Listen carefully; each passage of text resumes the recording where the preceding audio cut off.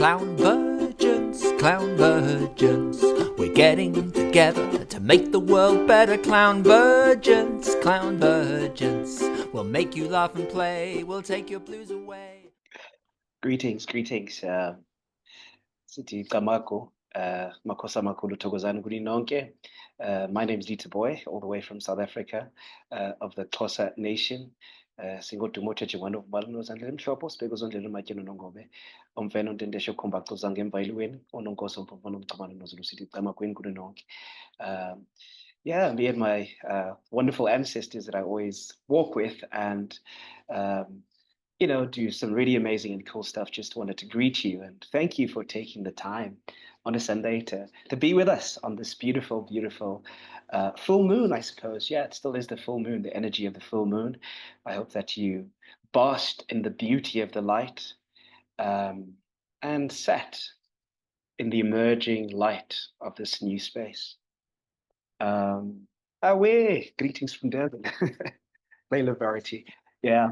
So I just wanted to invite us to open up the space, in a good way, in a way that we always do it from our cosmological perspective, but also in the circles where I go, just to invite some good positive energy into the session. So I'm just going to invite you all to take a deep breath in and breathe out again. Take another deep breath in and out again. One more time, in and out.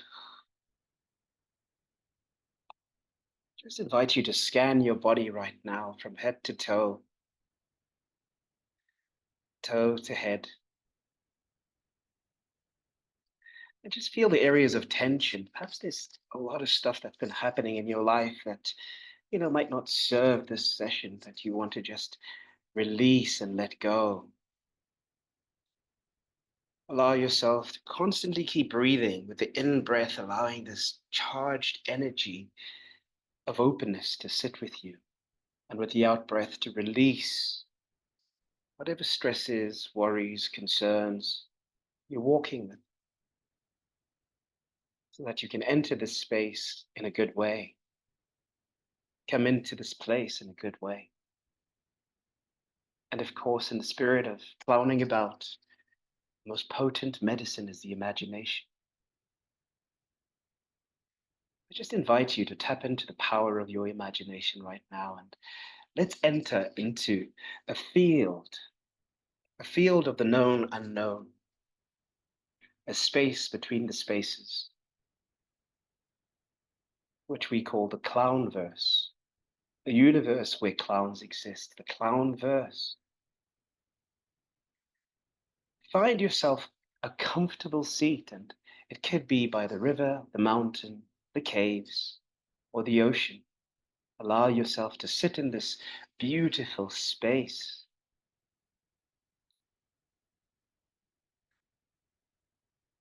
Allow yourself to feel the energy of this clownverse. Allow yourself to immerse in this world.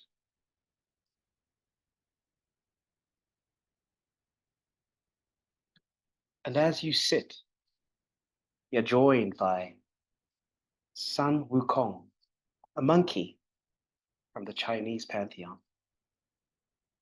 Reynard the fox from Central Europe, Raven from the Pacific Northwest coast, Anansi from West Africa, blue-tongue lizard from the Australian Aboriginal people, Till Ulspiegel from Germany, Loki from the Norse cosmology, Mambazo from the Ojibwe Native American, Dogolosh from the Zulu African pantheon,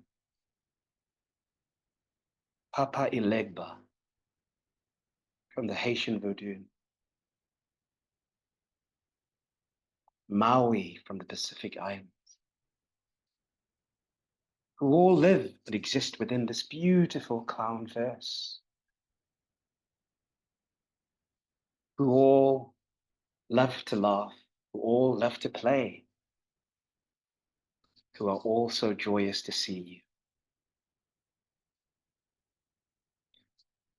Allow yourself to be surrounded by this beautiful, playful laughter, joyous energy that is light, that ignites your spirit to be courageous and to be brave and to take on whatever it is that you need to take on for this life and in this time in a playful, joyous way.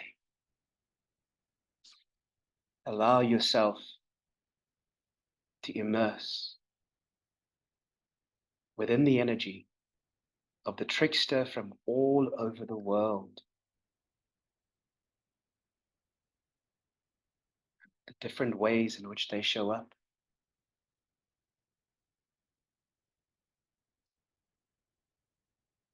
And of course, knowing that you are here at the calm convergence, at this space, they whisper to you, don't forget to play. Don't forget to laugh. Don't forget to bring joy, because joy is the medicine, and the medicine is joy. Don't forget to laugh at yourself. Don't forget to play. And don't forget to carry this medicine into every space that you go to.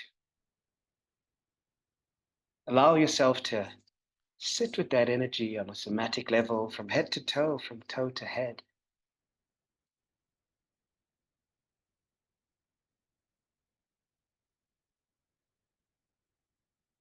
And in a moment, we'll come back to this space, but the last words, the last whispers from all of these beautiful tricksters from all over the world,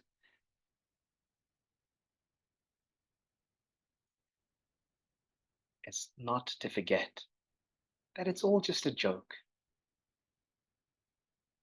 It's all one big laugh. So don't forget to laugh at yourself. And don't forget to remind people to laugh.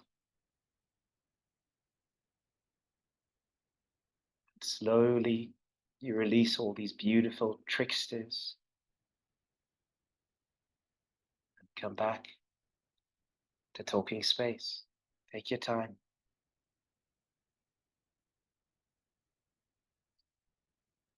Slowly come back.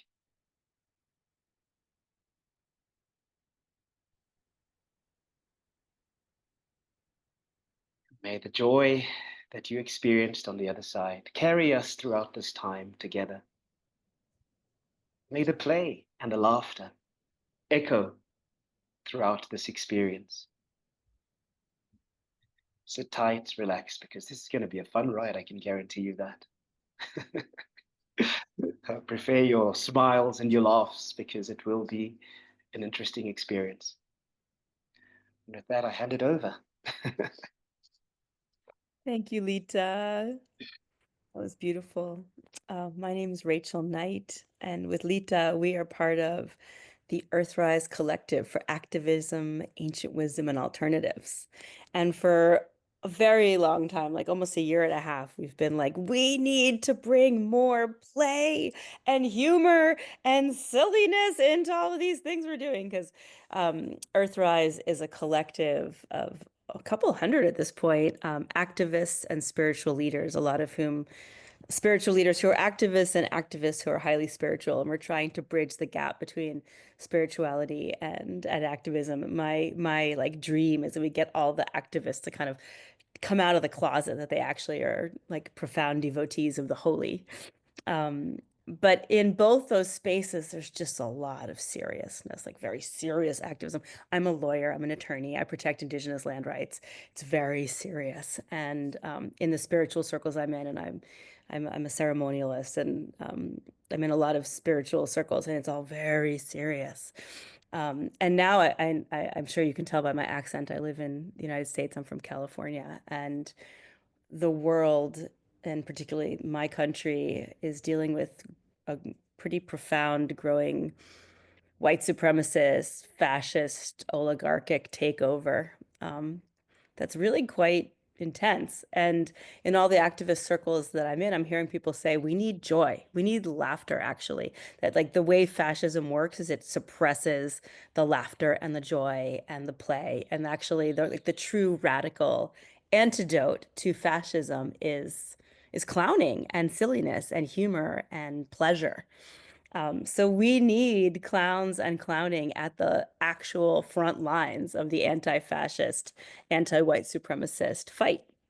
So it feels really important that we're here today with you guys talking about, and also the other piece of it is that in like true indigenous spirituality, where there hasn't been a break in the line, that as Litha just, spoke for you all of most indigenous peoples have a trickster, hilarity, element of their spirituality. But in the circles that I sit in, well, actually, that's not true. In my personal circle, there's a lot of silliness. But in other spiritual circles, it's just very serious. And we need the trickster. We need the clown. We need the humor. We need the delight. We need the pleasure at the like height of our spiritual, like God is for sure laughing, for sure. So we should be too, right? Or the holy is laughing. So we are just so excited to have this panel today to talk about all these things.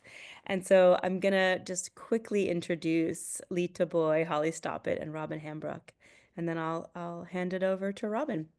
So Litha is an award-winning actor with over a decade of experience in the advertising, film, and TV industry. He is a movie star, it's true.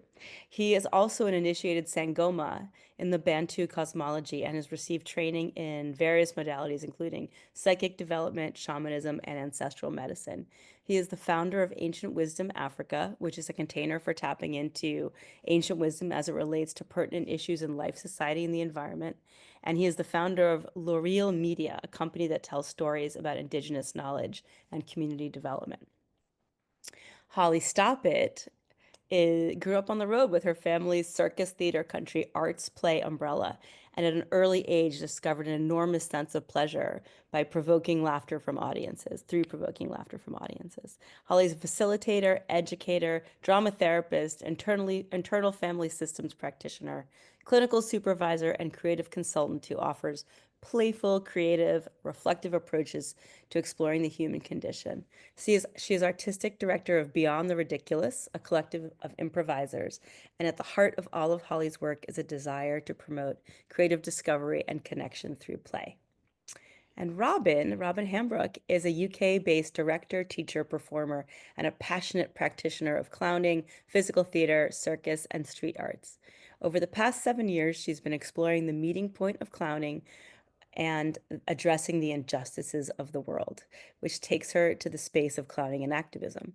Working at the intersection of clowning and politics, Robyn works in the streets, at protests, in workshops, and online with international clowns and activists, creating collaborative research spaces that push the limits of the art form to create new knowledge and methodologies.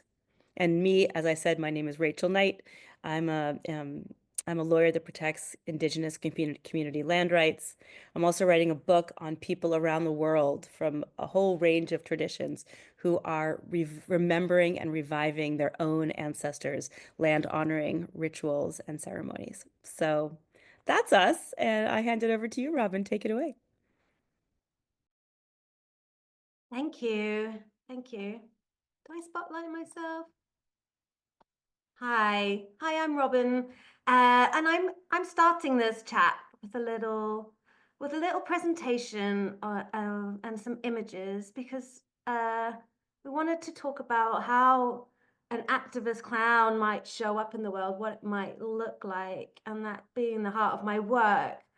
We thought we could start there, and then we could leave that as a launching point for the conversation. Like, how can a clown is one route into how a clown might step off into an activist space and be active in the world. So I'm going to share my screen and a little presentation and talk you through some images here. So we're going to start with an image, an irresistible image. This is what Larry Bogad talks about in his book, Tactical Performance, the Theory and Practice of Serious Play. And it's an image that is so irresistible that even one's ideological opponents are compelled to reproduce it, even though it undermines their narrative. And what he's saying is here is this image of these clowns. These were clowns from the G8 conference in Edinburgh in 2006. Yeah, even the media like kept reproducing this image because it was so compelling, and even though it told a story of love and something very different about what they're probably wanting to say about activists. It was such a compelling image. And so, yeah, a lot of this work starts with like creating compelling images in the street. So this is the irresistible image he's talking about. But for me, the most irresistible image was this one, which I discovered 7 years ago when I was doing my master's around circus and activism. And I was looking and I found this image here. And it was such a joyous, simple inversion of power. And it literally changed the course of my research and my work since then. And this is Circa, or the Clandestine Insurgent Rebel Clown Army. They're a form of direct action who arrived alongside protesters in 2003. And they were dressed in a flamboyant combinations of military army fatigues and brightly colored fake fur. And but what Circa knew was doing was they understood and were utilizing the unique power and position of the clown as a tactic against globalization, against the war in Iraq at that time, and other issues. But this movement, it radically transformed public space and the binary structures of power between the police and protester, and just generally of direct, non-violent direct action movement. And this image, nearly 15 years later, influenced my research. But here we go. Sorry, this is Circa still. But this is my research in 2021 at COP26 in Glasgow. This were my COP clowns out and about. And here with an audience of police who couldn't move, so a captured audience. But yeah, so Circa, Clandestine Insurgent Rebel Clown Army, their trickster roots can be seen in the use of the carnival and tactical frivolity of the Reclaim the Streets movement of the 1990s. This is in the UK, where cars would come in and create little cars would arrive on the street, crash into each other, and out would bring a sound system and people in a massive party. So this was the Reclaim the Street movement of the 1990s. So this is tactical frivolity, which was one of the terms of the originators of this movement.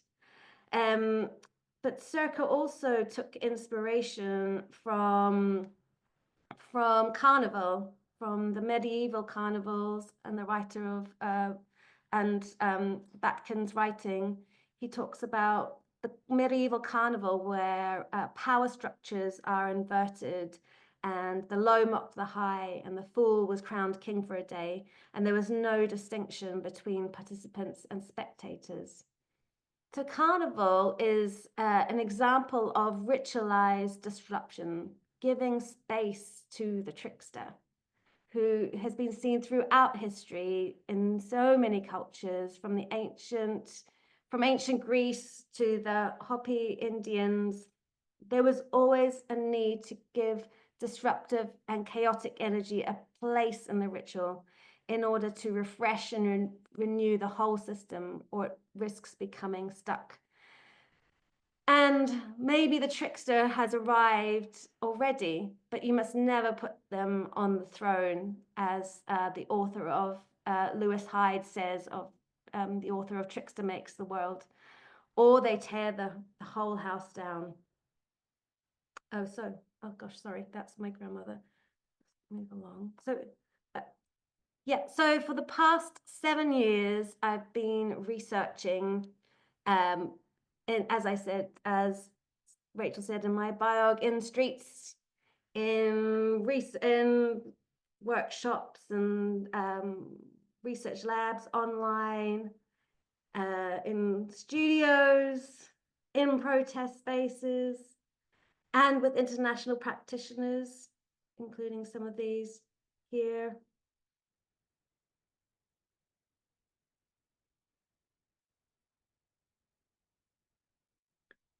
So and as I've been going along, I've been looking at, like, what are the tools? Here we go. Oh, oops, sorry. What are the tools of the activist clown? What is it that clowns do and are that can be used for our political endeavors? And here is a list I've been compiling, both therapeutic and tactical, that we can use for our political endeavors. So we can play with power. Clowns confuse rather than confront. They invert, they can mock and parody power. They can commentate, they can disrupt and transgress rules. They can do a situational radical reordering of ideas. They can dissolve boundaries and sit in the space of ambivalence and in these liminal spaces.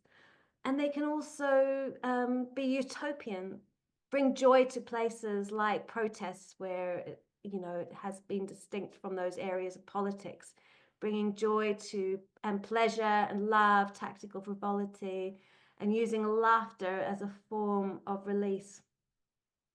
So I've been gathering all these tools and collating them and understanding them, and with this idea that the clown transforms. They can transform the performer, and we're all clowns here. We know the power of the clown, and we've experienced ourselves, or I've seen it as well firsthand, how the clown transforms us, gives us connects us with a sense of play, releasing tension, building inner resilience. But it's not just the performer. The clown also transforms the people, the audience.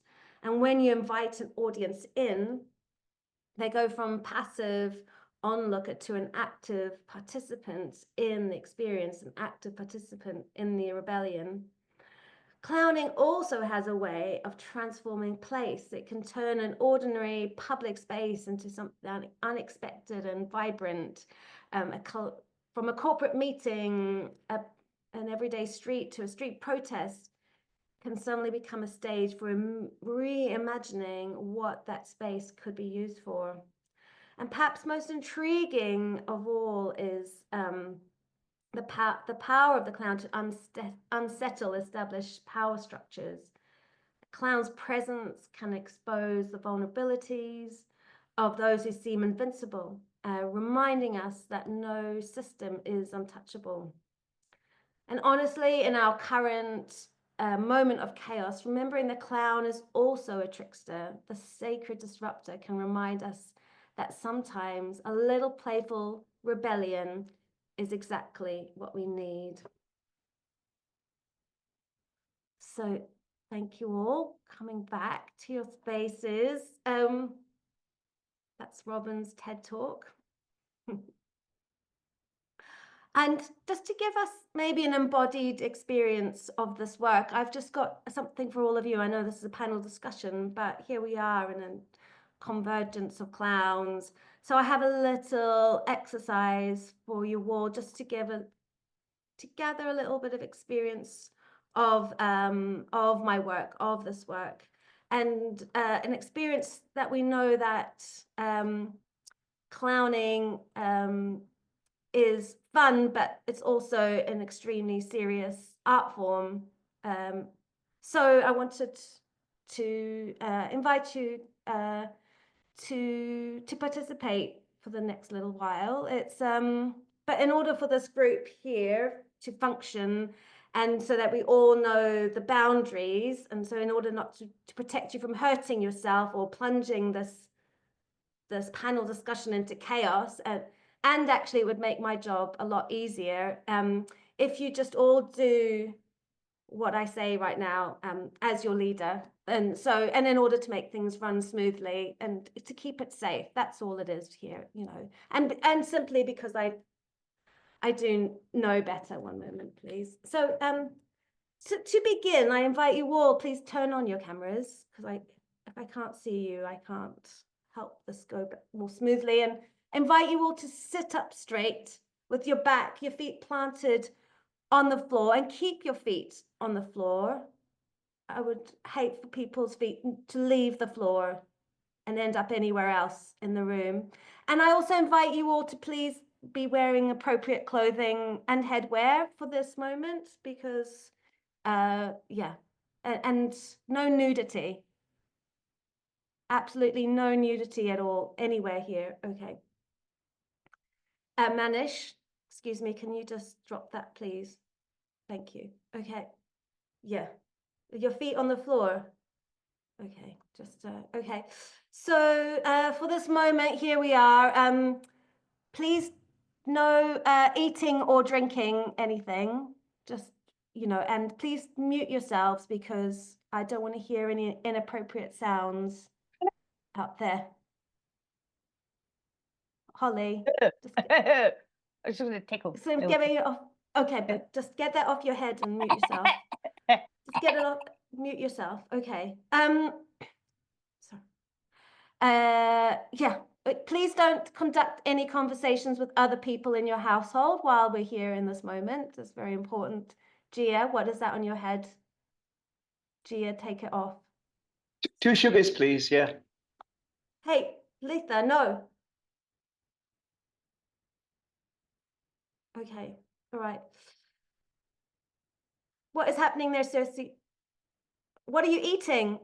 I said no eating. Litha, no drinking, no eating. Okay, gosh, this is just getting out of control here. Just one moment.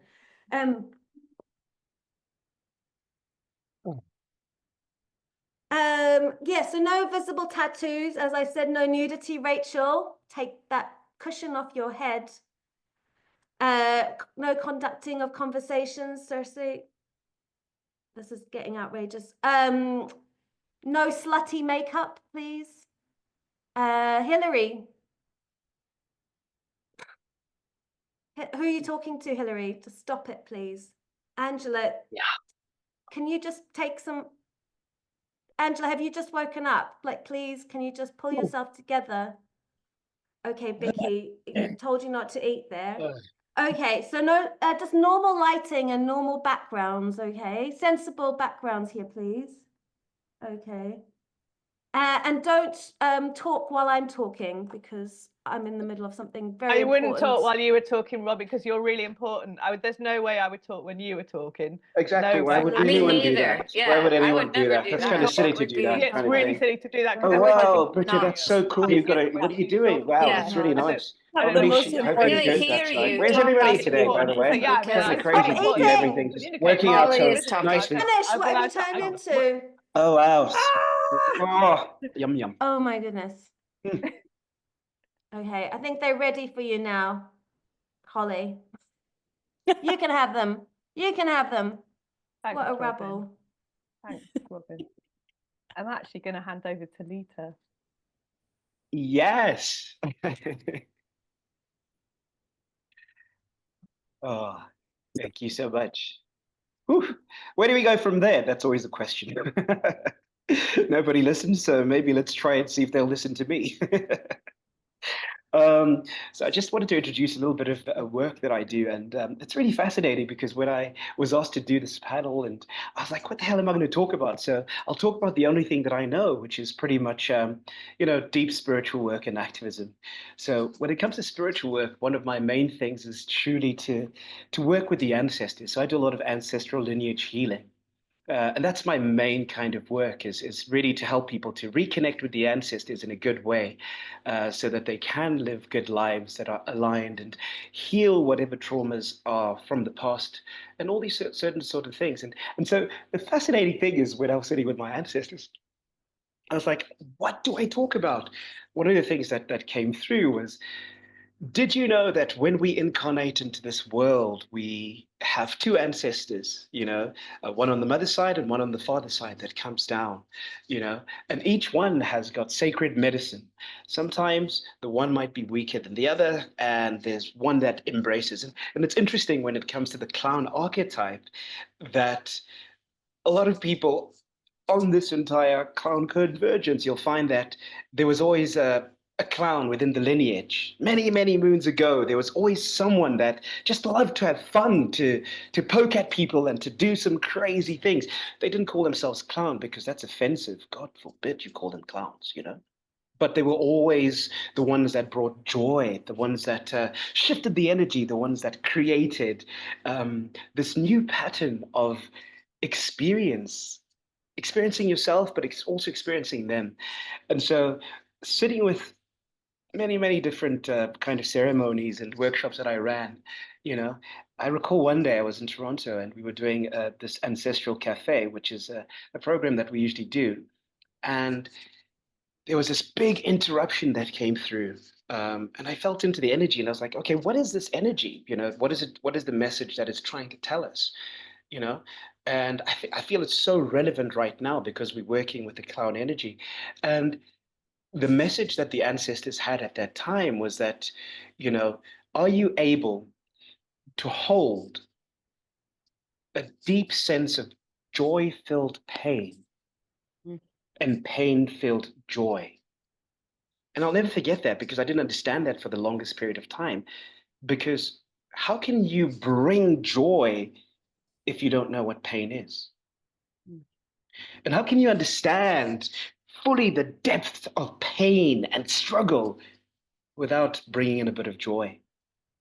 And so this idea and this great invitation from the spirits during this workshop and the ancestors was like, hold both. Hold the joy and hold the pain. And of course, you think about the clown archetypes. The clowns are the most serious people I've ever met. Because I don't know, let's go back to the picture that, with the police and they're all like, they've got their nose and they're serious and like, we're here to protest and activism. But at the same time, they're bringing joy, through the seriousness. And because we deal with very, very painful and heavy issues like at COP29 or COP30 or COP26, where people gather and they really want to be heard and they're frustrated, And the clown army would come in and just lighten the mood, but also by being very serious.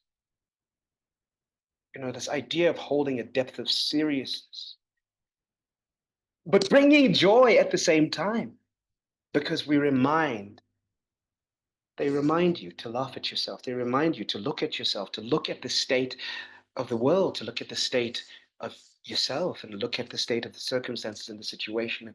And so it's been really fascinating because I've never really worked with this clown archetype from an ancestral lineage perspective.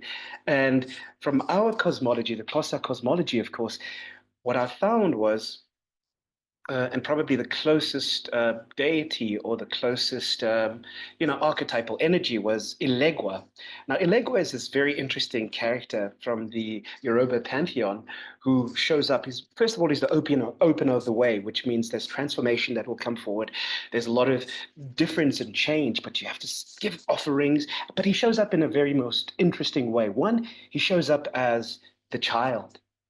Now, what is the child energy? The child energy is mischievous and naughty and wants to play and wants to break things and just it's that chaotic, destructive, innovative, disruptive. All of these elements that Robyn was mentioning is the childlike energy. However, Ilegwa also shows up as this grown, wise elder. And of course, when you think about the wise elder, the first thing that you've always got to remember is that the wise elder will always keep you on track to your destiny and to your purpose of incarnation in this lifetime. So on one hand, you play and you create all of these different aspects and you have fun and you make people laugh. But on the other end, there's this wise elder that's saying there is a role within your play. There is a purpose for your jokes that you make or ways in which you ignite certain things. Are you living up to your destiny? Is that part of the bigger picture? And will it bring about, because he's the opener of the ways, and if a lot of the pictures, there's a crossroads, you know, are you taking the right path that is holding you to your destiny by bringing the joy and transforming circumstances and situations? It's very important to understand that, you know, although we might look at clowning as a career path, there's a deep spiritual aspect to it, a very deep significance. And if we could learn how to work with the energies of all of these different deities that I called in the beginning, and of course we'll go back to it in the end, but it's such a powerful process to understand who are the guardians of clowning. And what is the message? Or what is the beauty? What is the joy? What is the lesson that they're trying to teach us so that just like Ilegwa, the wise elder, you can play and have fun and do all this destructive, innovative, disruptive, and we've learned so many different ways in which the clown changes and shifts, but is in an alignment with the purpose of the greater good of all. That's where the wise elder comes in. He'll let you play. And the moment that you fall out of line with your destiny and purpose and only focus on the play without a certain drive and innovative, creative brilliance of, you know, go and transform, go and teach them to laugh, go and teach them to play. But what is the bigger picture? Oh, we're living in times where things are tough. People can't play because look at the world today and the state of the world. You know, look at how crazy it is. I mean, we'll go to the States and of course we'll pick on our favorite person, Donald Trump, and how crazy it is, you know, and how so many people are suffering. So, what is the role of the trickster in this time? You have to understand that every single era from a spiritual perspective, there comes an archetypal energy that wants to guide things and move things forward. And in this time, I felt it so strongly, the energy of the trickster, the energy of the one who reminds those to play, to laugh, to tap into joy. Because the fear is daunting. It shrinks you and it makes you smaller. But the joy is expansive and the laughter, the play. Laugh at yourself because you become lighter. And of course, the sacred clown is the role of the sacred clown today, right now. It is so needed because people don't laugh anymore because there's too much going on in the world that drains them. People don't play anymore because there's just so much death, darkness, and destruction in this current time from a spiritual perspective. We need to arise, you know. Before it was the light warriors and, you know, and a lot of warrior energy came through. But I feel like in this time, it is the time of the sacred clown to rise and move into a phase where we can laugh more, play more, but not laughter for the sake of laughing, laughter for the sake of making ourselves light and tapping into the wise Elegba energy that reminds us of our destiny and our purpose for the incarnation in this space and in this time. I speak too much, but anyway, that's my little talk and I'm done. Goodbye. I hope you enjoyed my little TED talk too. Bye. That was fantastic, Litha. Thank you so much. Oh, don't hide. Come back. We want to see you. Don't hide.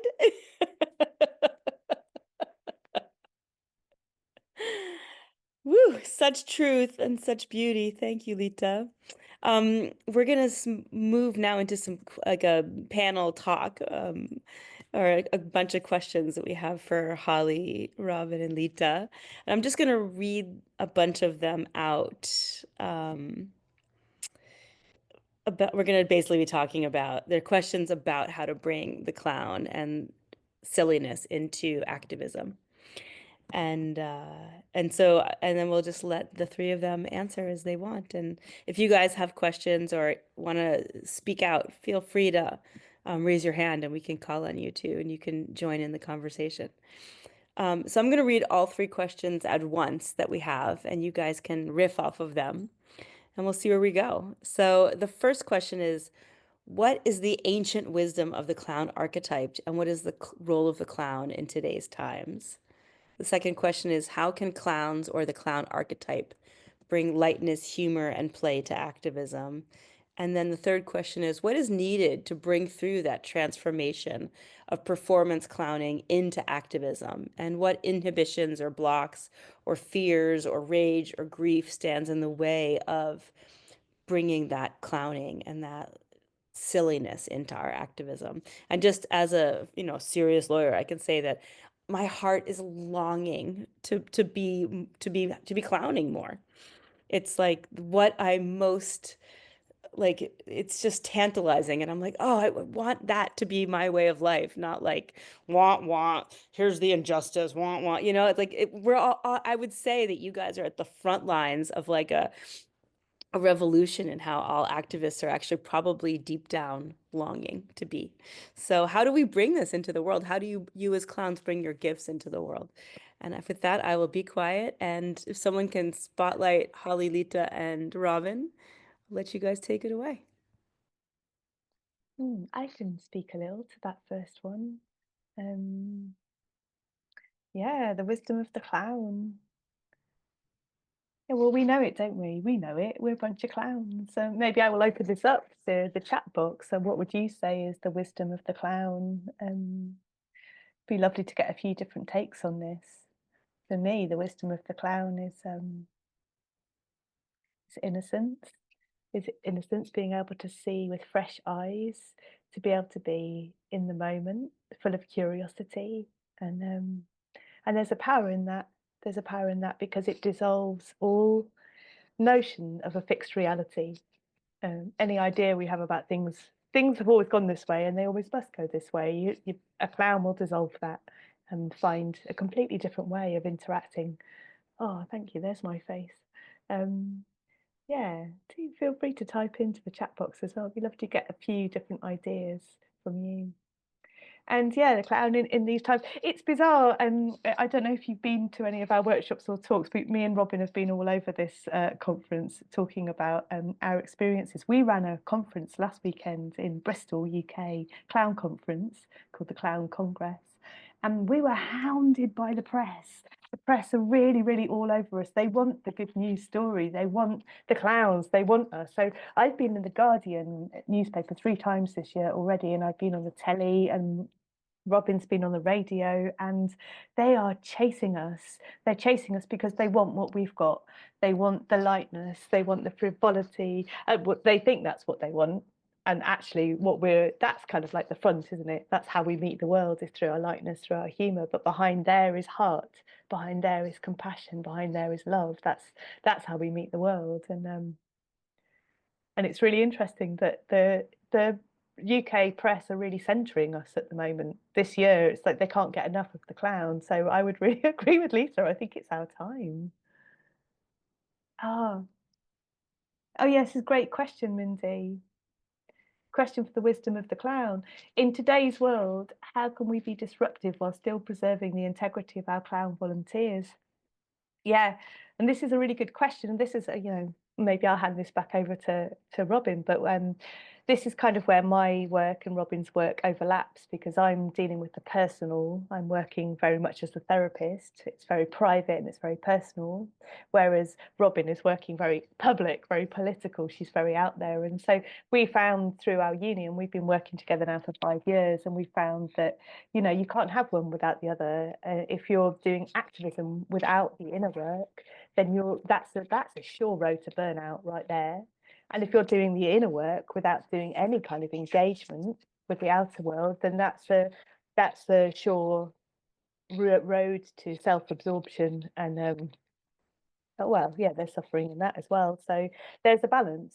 There's a balance between the inner work and the outer work. And I'll hand over to you there, Robyn, to see if you've got anything on that. Yeah, great Yeah, great question, Mindy. I think, yeah, we all have our edges. And when the exercise before was just a sort of a first step in what does it feel like to break the rules, to be an interrupter, to be a disruptor, and, surprisingly, I really like rules and structure. So maybe I'm quite a good clown boss. But yeah, like what does it mean to step to those edges and show the elasticity of the rules that are already in place? And so a lot of the work, when I go out into the streets, and I work a lot with Hilary Ramsden, who's also in this call here, but we take people and just encounter the rules that already exist in public space. We work firstly with being in public space and being visible, and then slowly breaking the rules.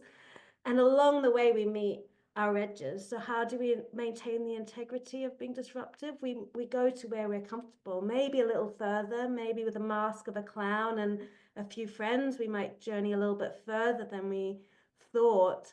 But we're always working within everyone's comfort and discomfort, and what it means for a spectator to witness that, to go, oh, if I put a clown next to a policeman, I'm often on the outside supporting my clowns, making sure it's safe. And the clowns go so much further than I would. Like, I get really like, oh my goodness, they can't do that. And they just show us that these lines, these boundaries, our own rules, the things we're putting in place ourselves are really elastic, and they can go so much further. So yeah, how do you maintain their integrity? You take small steps, and not everyone's a warrior. That's what we also learned. My friend said that did this work, went to the streets and went, that's not for me. I want to be here as the healer. I want to do this work in the background here where I can support and hold space. And there's others that love to be right at the front in the disruptive spaces, right with power. So yeah, that's my answer to that question. Are Yeah. there more So questions? Thanks, Litha. Yeah. yeah, let me jump in real quick. It's quite fascinating for me because I spent a lot of time with my ancestors, and truly the wisdom of the clown. And for me, I use the word clown. It's very new to me, but it's a semantical term. It's truly the peacekeeper. That's the role, to a large degree, the frontline peacekeeper. And the gift of the clown, or the wisdom that the clown brings, is the ability to shapeshift, and to transform things. You use your charisma. You're an alchemist. You're a modern day alchemist to a large degree, because you push the boundaries. You ask the questions that people are not asking, and you literally are in the front lines of change. Which is why those beautiful images, I can't get them out of my head, that you posted, Robyn, speak miles, the change literally just from that one image, and how people look at themselves, and the clown archetype is, and the beautiful thing is, you've already mentioned that you don't always have to be in the front lines. You could always be in the back lines as well, just doing powerful work. But for me, the gift of the clown, or the peacekeeper, is usually the charisma, the alchemy, the charm. That's what you use, and you go move into spaces as the shapeshifter, and you transform. You find ways of, because you're always called into something pulls you, pulls you to taking action somehow. Robyn's work is in the front lines. You're all called into different spaces. So utilizing your gifts and your power, your alchemy, is what truly makes a difference. Yeah. You've got a few questions coming in there, Litha. You've got Really? You've What's got a happening? question that says, for those of us who are being actively targeted by fascists, can the sacred cloud be a source of strength? Well, I just thought you could speak on that. Okay. First of all, of course, the sacred cloud can be a source of strength. From a spiritual perspective, I always say that the first thing that we need to do is obviously ask for protection and ground. And that's why, for me, I love working with the spiritual realms, and everything and anything that I do is I ask for protection, I ask for guidance, and you listen, So if you're choosing to work with the sacred archetype of the clown, what is it that the clown, or the guardians that we tapped into in the beginning, what is the message that they're seeking to bring forward for this space and for this time?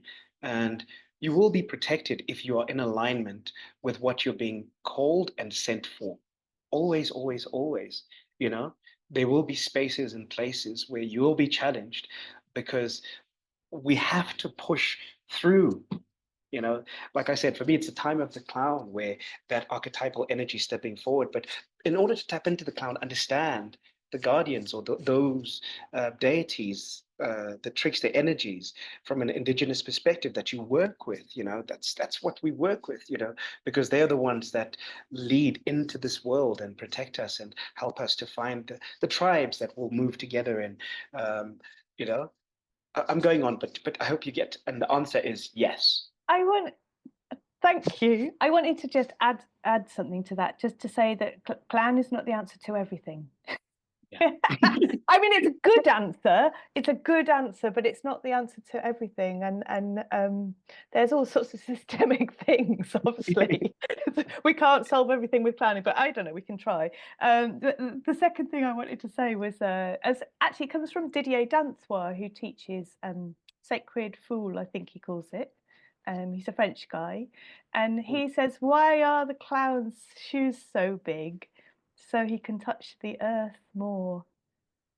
And that for me is a very important part of the work that I do and the work that I offer, is how can we sustain this? Because it's very easy to kind of get swept up in the wow, I can save the world. and how do we keep our feet on the ground and our head in the sky, so that we can be there and be available and be out and connecting, but also be with ourselves and with our needs and taking care of ourselves. And that's the hard bit. I think that's the really hard bit. And yeah, I love the idea of like Sacred Clown sort of coming in as advisor.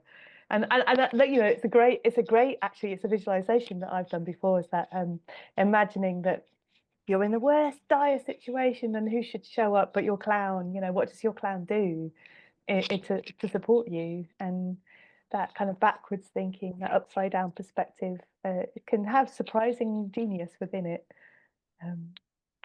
Yeah, there's another question here. Can I ask a question too? I'm going to ask you guys this is a hard question. Let's see. If you all found yourself in front of Donald Trump, Netanyahu, and Putin, and let's throw Xi in there just for good measure. What if you were in front of them? Like, these guys, their ego is, and their like commitment to their power and their rightness is so strong. Like, what would you do what would you say? Like, how would you approach them in a clown spirit? Because I would just be like, you better, you know, but I think that's not going to work, right? Like, Donald Trump nothing upsets him more than being mocked accurately, right? So, like, what do you do in front of Netanyahu and Putin and Trump? Like, what would you say if you had that audience? I'm gonna not have the words to change their minds or anything, but what you talk about there is fascists have very little sense of humor generally, and there's some like well documented cases of clowns and clown gaggles going out with fascist groups and just putting them in such an uncomfortable position that they just dissipate and disappear. So there's the stories in the States of the white power groups coming and the clowns getting it wrong, going white power and white powder, you know, and bringing out like brides and flour and all sorts of things. Gorgeous.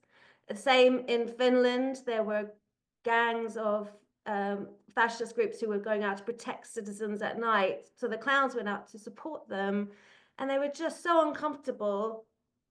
And even the police, you know, it looks bad to arrest a bunch of clowns because the media love that, right? They're like all over that. So generally, we found when we get really close to power, to police, they kind of back off because we're an unknown force. But yeah, to mock is great. There's ambivalent space of being really supportive and taking their ideas to ridiculous conclusions. So just to be with Donald Trump and his absurdity to the point, you know, you won't change his mind, but you'll create an irresistible image of where we're like, yeah, we're with you know, I know a clown who went and stood with a whole like a anti-gay in Ireland with there was a big march against gay marriage, and he just was like, I'm with you, in his underwear with a sign saying, I also believe in the flat earth, you know, and just going by association, we can show that their ideas are really absurd. So yeah, maybe we can just bring a bit of mockery, not necessarily to change their minds, but to disrupt and interrupt.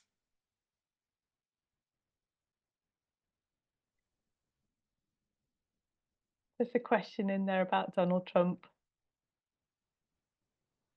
Might, in some way, Donald Trump be a wicked spiritual trickster breaking down old systems very effectively and quickly so new systems can emerge centered on life at the center? And if that might be the higher purpose of today's destruction, what energy transmuter clown archetypes might best support the life-serving communities of activists?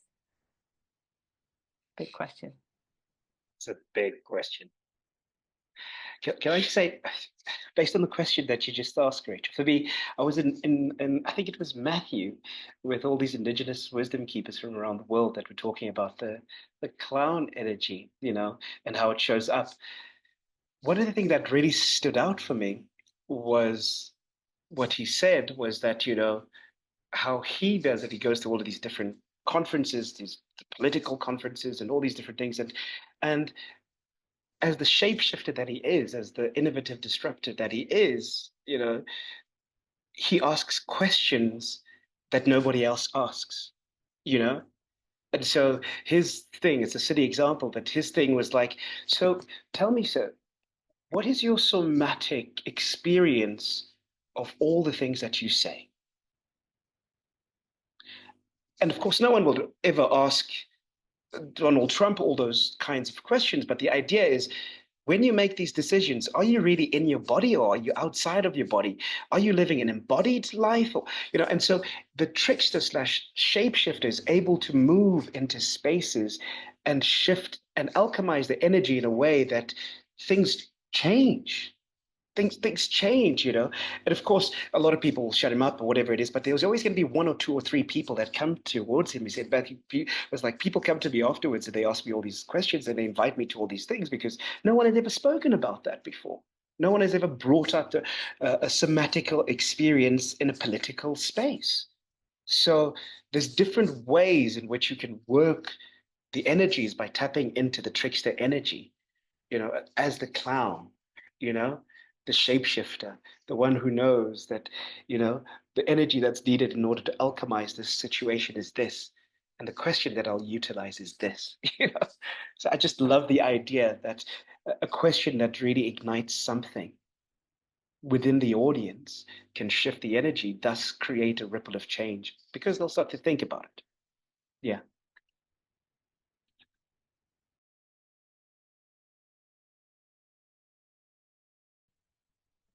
Was there Keep another talking. question? We got time. This is we're merging the panel talk with the audience questions. Let's just keep going. We got like okay.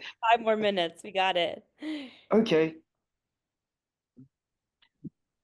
I want to hear what Holly and Litha would say if you had an audience of Netanyahu, Putin, Trump, Orban. What would you say? What would you do? I think Holly would do a better job than me. So we'll give this one to you, Holly. Well, I mean, like, when I'm in the state of clown, for me, it's a state of trance. It's a very deep state of trance where I don't feel like I've got much control over what I'm doing. So it's not anything that comes from choice, particularly. My clown has her own impulses that are not my impulses, and she doesn't understand any of the social codes. She doesn't understand appropriacy, and she just does what she wants to do. And so my clown is not political, I discovered, which was quite hilarious because I've done a few actions with Robyn, and I can't do a slogan. I can't toe a line. I can't. But actually, just my clown's presence is very confusing. Very confusing. The way that my clown meets the world is well, yeah, I mean, like I kind of want to eat it, so maybe I would try and eat them. I don't know. I mean, I can't tell, but for me, I wouldn't be at all worried about their power. I wouldn't be at all worried about how they're holding themselves. When I'm in clown, I'm just in the moment with looking for opportunities to play, and so I'd find something to play with. And I don't know the word no when I'm in the state of clown. I don't know about that.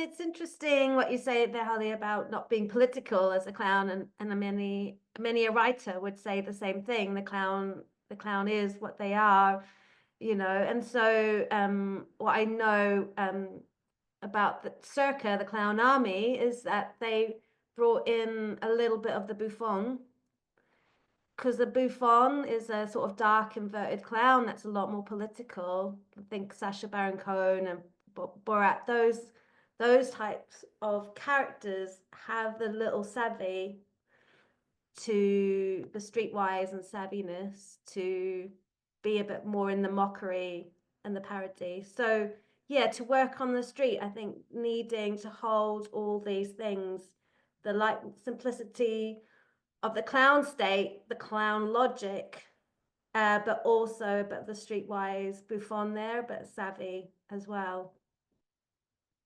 Yeah, I don't have that. I want to riff off of Britta's question, actually. It seems like modernity and all the old structures are just crumbling around us. It's over, right? And so all of us are walking forward into an unknown future that we don't know what it's going to look like, and we're making it as the structures crumble, as modernity crumbles.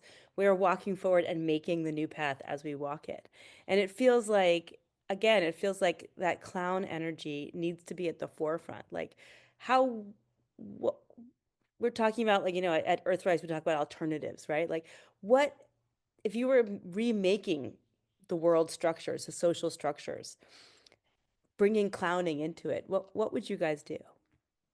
How would you do it?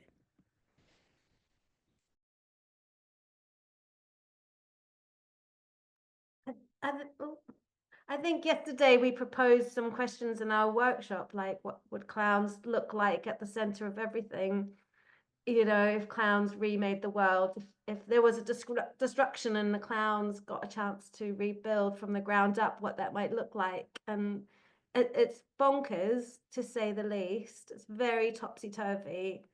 And so, I mean, and utopian, and it's almost impossible to imagine a step from where we are now to those crazy possibilities.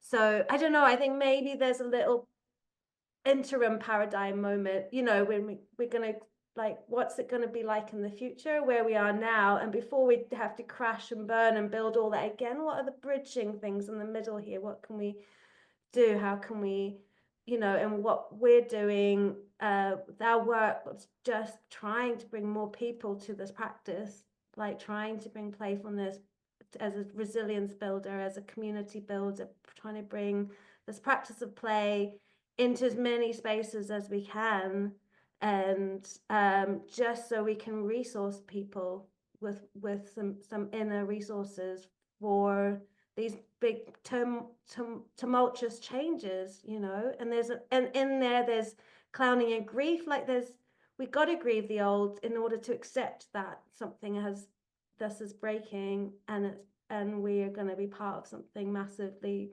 different. We have to accept that. And so yeah, if we can just bring more people, coax them gently before they're forced into it, I think that's where we sort of start right now. It's also about clown. I guess definitely the way that I practice is really about creating a space of safety and acceptance and permission to really show yourself, be yourself, and be celebrated, and to celebrate each other. And I don't know, I'm finding there's huge power in the community between Robyn and me here in Bristol. We've got a huge clown community, and it's growing, and it's a really beautiful space that is evolving, and it's full of neurodivergent clowns and queer clowns, and and people that don't quite fit anywhere else, and they're finding their home, and that feels pretty radical. It feels pretty radical that there's a place where you just got to show up with your red nose on a Thursday night, and anything you do is going to be accepted and celebrated. It's kind of cool.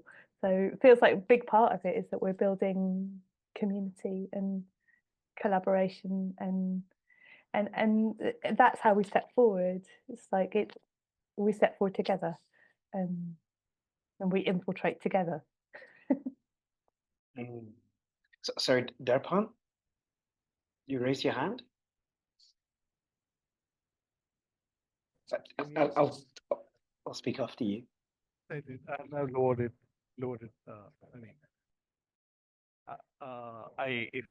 If there's a space, I'd love to share something. Yes, please. It's all yours. No, I mean, I find one of the things which clowns can do is possibly, as a person who engages in dialogue, I think Donald Trump, as much as he evokes a lot of hatred, I think all around the world, I think he also evokes a lot of laughter. Not for the good reasons, maybe.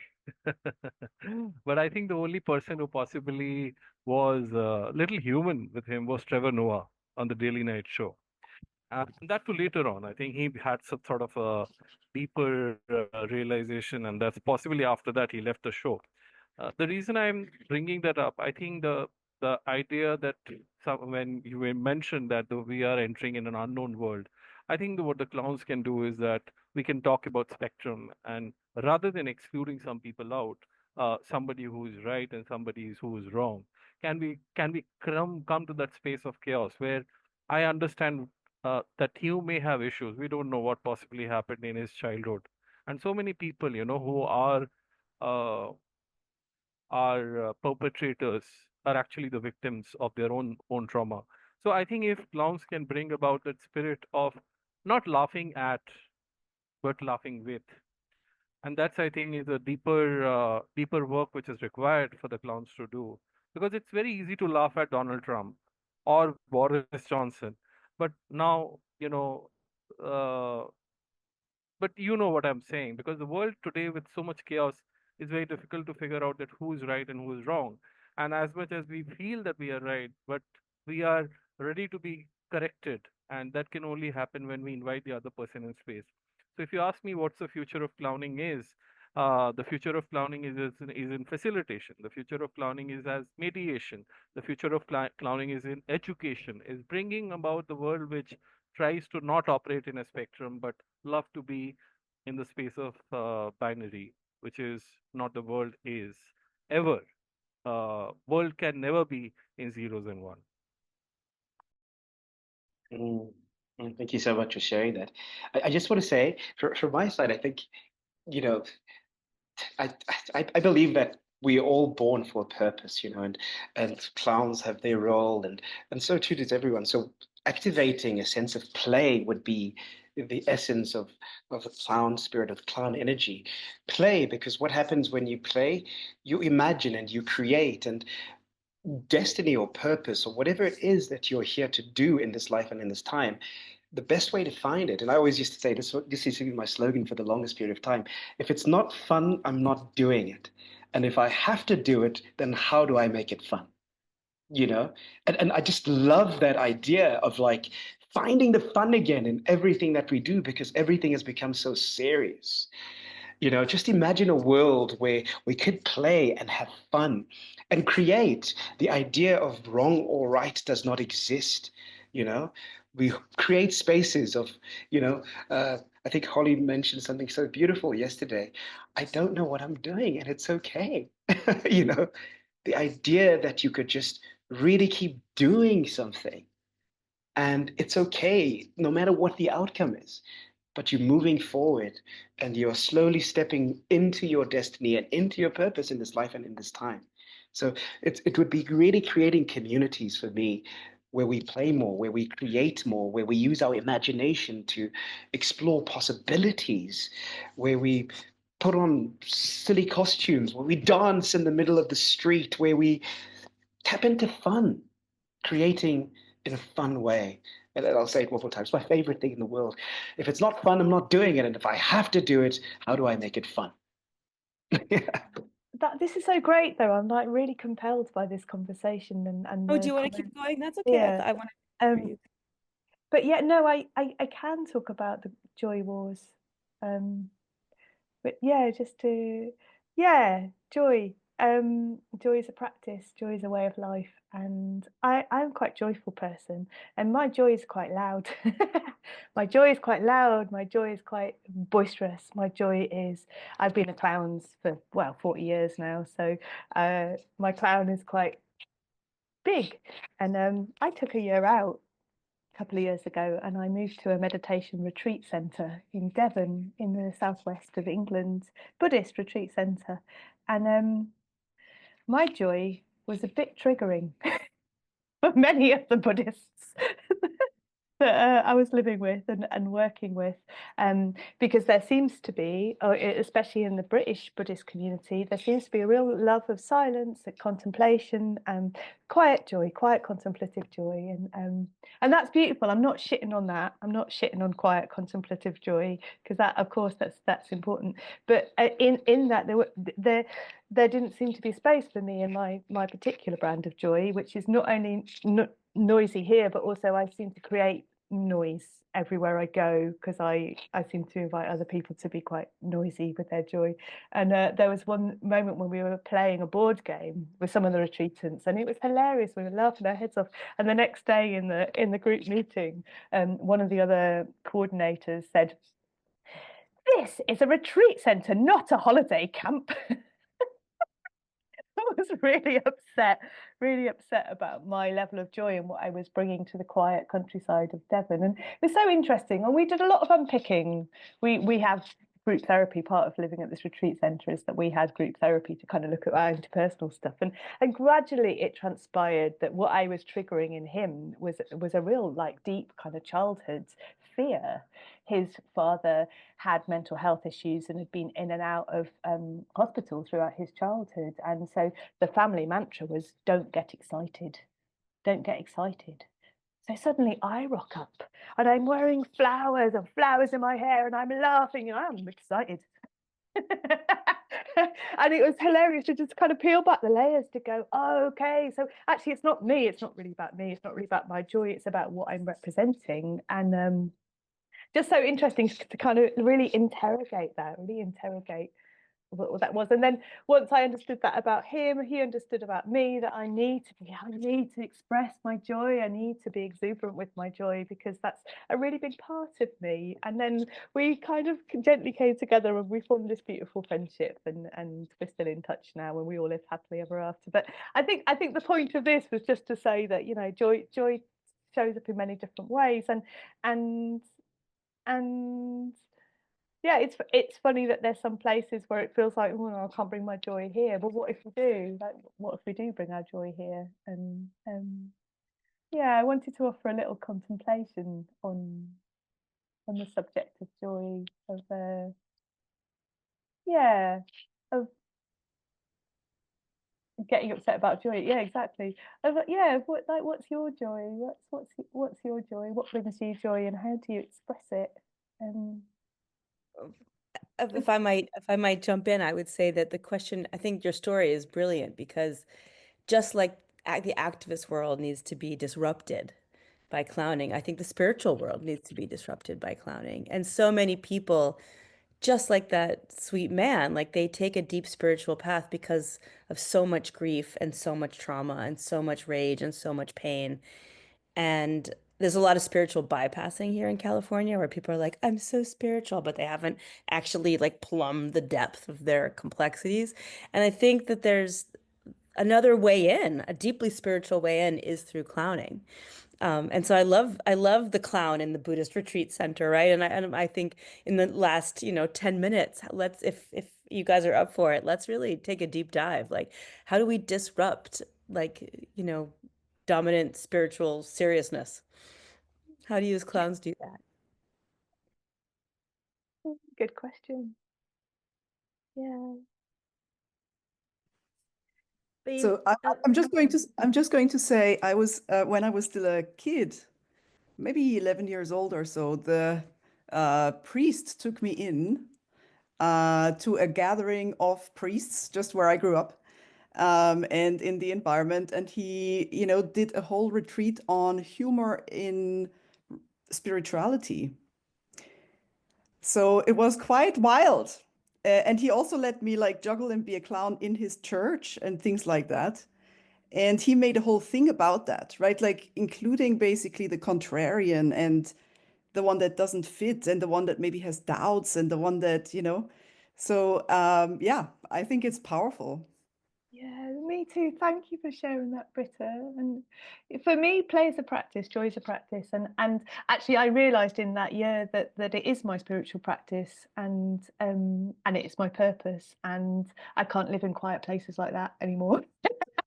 So it was worth it trying it out for a year. But actually, yeah, for me, play is sacred. Humour is sacred. Joy is sacred. Yeah. How about you, Robyn? Can you hear me? Oh, here we go. Yeah, we were talking about this yesterday about what does a daily practice look like? You know, it's not, we can't just suddenly, if we've been serious for so long, it's, you know, it can feel quite the irreverence of it. You know, how do we clown with serious issues? How do we clown with the end of the world, with climate change? It's really, it's a big step. So we start with a small daily practice of finding joy, of disrupting and interrupting our own patterns, of not taking ourselves so seriously. Yeah, I think that was the question, like what do? We learn to laugh at ourselves, and we invite a daily practice of a little interruption. And we proposed some things yesterday, didn't we, about what a daily practice of clowning or joy or noticing curiosity might look like, just to break these patterns. And yeah, this one, this lovely, well, some were from Hilary Ramsden again, like, can we walk backwards on our route home? Can we stop for longer than usual? Can we, Hilary invited people on one of my courses to wear a colander that you put your pasta in on your head and see what happens. And for one of the clowns that tried that, she got asked to leave the supermarket. She did. They said, please take that off or leave. Yeah, so, you know, and we start to see, like, yeah, what happens if as the world ready for this, how do we disrupt the everyday as a joy practice? And then, you know, and also this work, like, how do we step into our activism spaces and start to make changes? And there's a little provocation here from our friend who's also played a disruptor, Amy Rose, says, you know, to think of these big yearnings we have for change in the world. She said, just to get you going, what's the smallest, most delightful expression of your heart's deepest yearning? So what's the smallest, I'll put it here in the chat, most delightful expression of your heart's deepest yearning? So what she means by that is, like, if you imagine this world that you want, the thing you want to change, like, what's the more smallest expression? It could be a picture of that world, a little drawing, or a poem, or a little story, or a photograph. So what she did every day was she sat on her doorstep and started to draw the view of her doorstep every day. And one day emerged this picture of the street, her street filled with children playing, and it became the catalyst to start a movement called Play. What's it called? The Playing Play out, Street. they're called. Playing out, where you can get a council permission to close your street or open it to play. So you close the street and then the kids come out and play, and you just take over the street. It's become a massive movement in the UK, but that came from this deep yearning she had in this little exercise. So to say we can start with the smallest thing for yourself and see how that expression, what that expression might look like. Yeah, so I just want to jump in there. We spoke about seriousness of spirituality. I tell you what, I've got a lot of like incredible mentors who are, who I've walked a spiritual path with. And one of the things that is common amongst all of them is they are the most funniest people I've ever met in my entire life. You know, and so from an Indigenous perspective, we know, they know.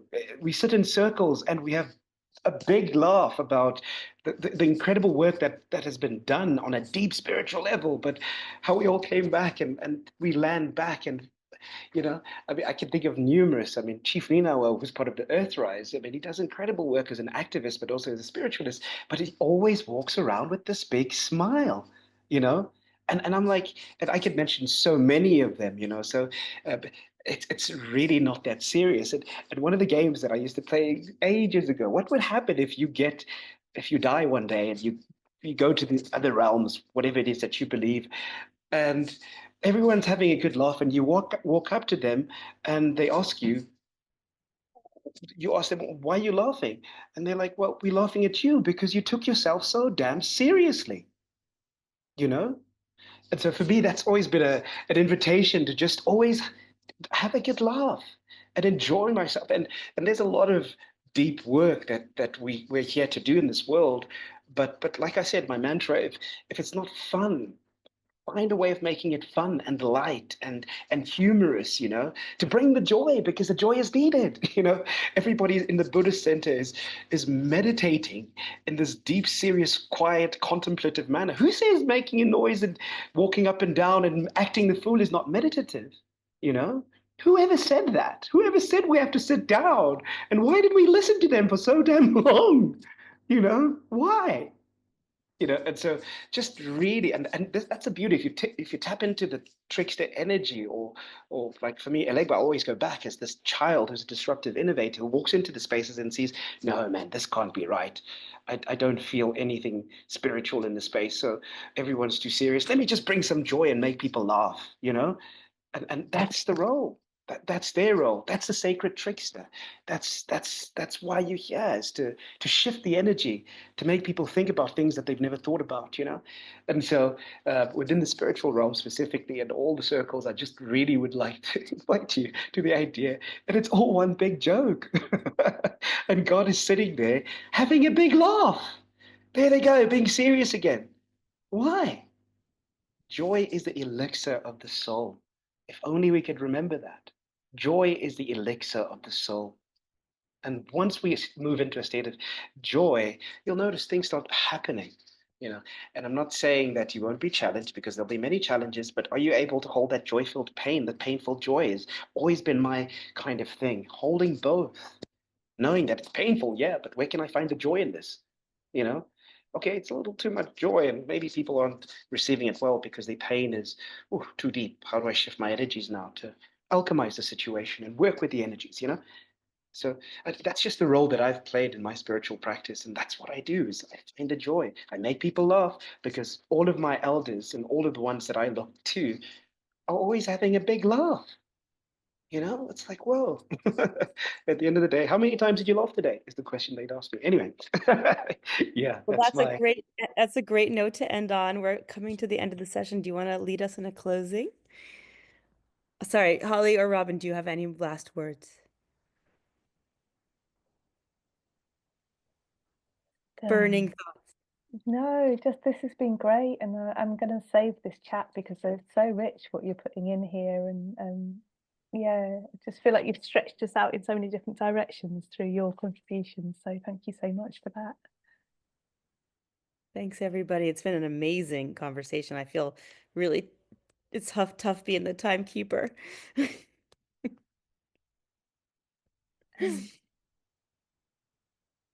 Litha, do you want to do the closing? because I I don't would think I can love do for it you. in 2 minutes. I don't think I can do In it 2 in minutes. 2 minutes. Okay, that's cool. I'll do it in 2 minutes then. The invitation is for you to just ground yourself yet again, and just close your eyes and sit with the energy of everything that has been said, everything that has been brought forward. There's certainly some things inside of you that has come up, you know. And I want you to take this, whatever it is that you feel strongly resonated with you, into the week, into the months ahead, and hold on to this. But also remember, at any point in time, you can always go back up to the council, to the guardians of the clownverse, you know, the universe of the clowns, who bring you support, who will lead you and who will guide you in your sacred path, in your sacred way, in your sacred walk. Learn to listen. Sometimes the best thing you could ever do is sit and have a good laugh with them. Because guess what? They're laughing at you. And with that, I say, may your week be blessed. May your months be blessed. May your clowning life be filled with so much joy, so much lightness. Be the shapeshifter, be the alchemist, and be all that you were born to be.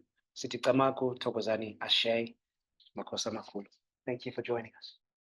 There ain't no place I'd rather be. You're lighter than the sun and the stars to me. Everybody's family at the Clown Virgin.